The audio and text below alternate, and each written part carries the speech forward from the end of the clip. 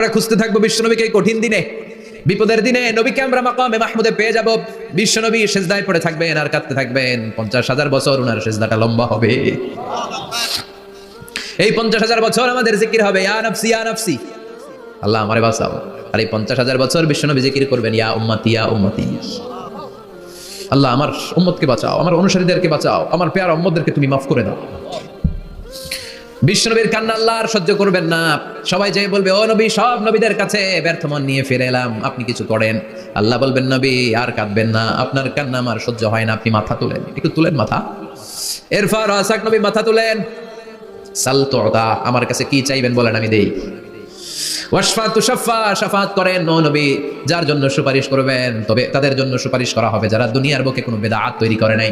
বিশ্বনবী যা যা শিখিয়েছিলেন ইসলাম তারা ওইভাবে মেনেছে, নতুন কিছু ঢুকায় নাই। এদের জন্য বিশ্বনবী দাঁড়িয়ে সুপারিশ করা শুরু করে দিবে। কবুল করবে কে? আল্লাহ। ওয়াশফা তুশাফা, নবী সুপারিশ করেন, আমি কবুল করে নেব।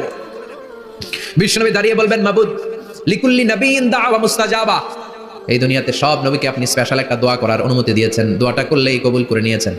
আর ওই স্পেশাল দোয়াটা দুনিয়ার সব নবীরা দুনিয়ার বুকেই করেছে, একমাত্র আমি করি নাই। সুবহানাল্লাহ বলেন। ওয়া ইন্নী আখতাবিউ দাওয়াতি শাফাআতান লিউম্মতি ইয়াউমাল কিয়ামা, আমি আমার দোয়াটা কিয়ামতের এই কঠিন দিন আমার গুনাহগার উম্মতের জন্য রেখে দিয়েছি। বিশ্বনবী তখন সুপারিশ করতে শুরু করবেন, চিৎকার করে পড়েন আল্লাহু আকবার।